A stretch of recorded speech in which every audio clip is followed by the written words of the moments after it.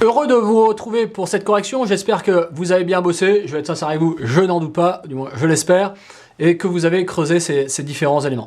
Donc, pour le premier élément qui était l'ingénierie pédagogique, au fond, qu'est-ce qu'il y a derrière cette ingénierie, pas pédagogique, pardonnez-moi, ingénierie de formation, on est quand même pas si loin que ça en fait, mais cette ingénierie de formation, l'ingénierie de formation, c'est un processus, c'est un ensemble en fait cohérent, même je dirais, qui va nous permettre la création de la formation en tant que telle. Et donc, qu'est-ce que l'on va trouver là derrière? On va trouver bien évidemment les différents éléments rattachés, que ce soit le besoin, la demande, mais aussi l'objectif, le scénario et tout le contenu de la formation. En plus, il y aura aussi la structure de cette même formation. Le deuxième élément, donc les notions de demande, de besoin et d'attente en termes de formation, on va voir qu'il y a trois éléments essentiels là derrière. Encore une fois, bien évidemment, je vous laisserai découvrir en dessous de la vidéo tout ça dans le détail. Mais concrètement, qu'est-ce que l'on va retrouver?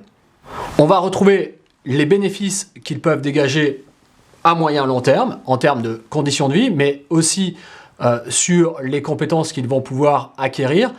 L'ensemble, en fait, des bénéfices qu'ils vont pouvoir tirer de cette formation. C'est un élément, bien évidemment, crucial, hyper important, et sur lequel on doit vraiment travailler. On va pouvoir travailler aussi sur les questions à traiter.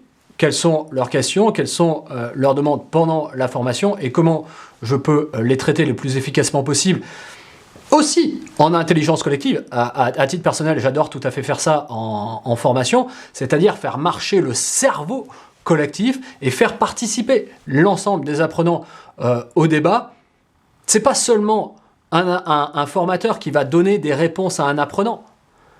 C'est un ensemble, un groupe qui va pouvoir apporter un ensemble de réponses à une question ou à des questions que peuvent se poser un ou des apprenants.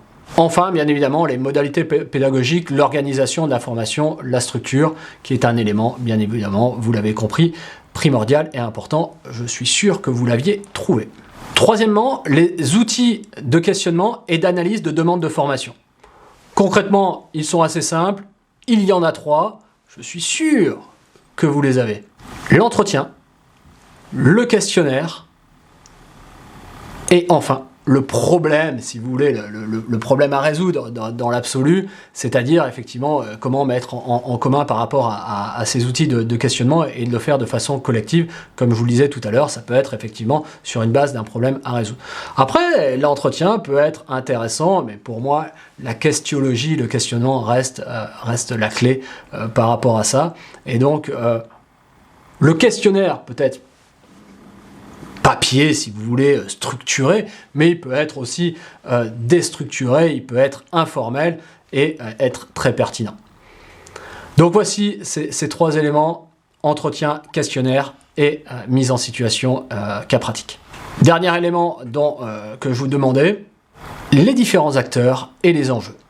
Premièrement, les centres de formation ou les entreprises, ou ça pourrait être une association, peu importe, mais quels sont leurs objectifs, quelles sont leurs attentes, qu'est-ce qu'ils souhaitent vraiment? C'est l'élément clé en fait ici pour analyser, si vous voulez, cet élément-là sur la demande.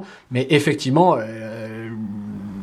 les gens pour qui, au fond, on va faire cette formation, il va falloir se soucier de ce qu'ils veulent vraiment, de quels sont leurs objectifs, qu'est-ce qu'il y a, éventuellement même quels sont leurs objectifs cachés, si ça peut être aussi, et donc du coup être en phase avec eux pour pouvoir faire la formation et donner le maximum d'éléments qui va répondre pour atteindre ces objectifs. Et enfin, bien évidemment, pour finir, après les centres de formation et donc les commanditaires, on va dire, ou les entreprises ou les associations, il y a derrière, bien évidemment, vous l'aurez trouvé, les apprenants eux-mêmes, avec leurs questionnements, leurs doutes, leurs inquiétudes, leurs acquis, leurs préacquis, leurs prérequis, tout ça qui va être vraiment important pour nous.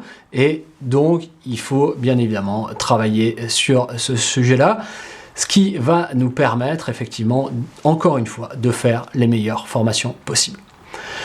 J'espère que vous avez pu répondre à toutes ces questions. J'espère que vous aviez trouvé peut-être encore plus d'éléments que ce que l'on vous en a proposé pendant cette correction.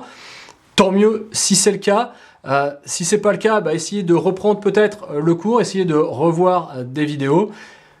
Non seulement ce cours-là, mais peut-être aussi les cours précédemment, parce qu'on en a imbriqué là, dans cet exercice à plusieurs cours, et que ça puisse effectivement vous servir, bien évidemment, mais au fond que ça devienne automatique dans votre tête quand vous allez penser à l'analyse de la demande, quand vous allez penser aux besoins, quand vous allez penser à ce qui va se passer au fond avant la formation, et que votre cerveau se mette en mode vision globale, j'ai envie de dire, en tant que futur formateur, et que vous comprenez que ce n'est pas si compliqué que ça, loin de là.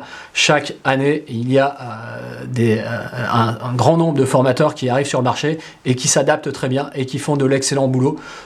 Pourquoi pas vous? C'est tout ce que je vous souhaite. Je vous retrouve tout bientôt dans une nouvelle formation et je vous souhaite une excellente fin de journée. Au revoir tout le monde.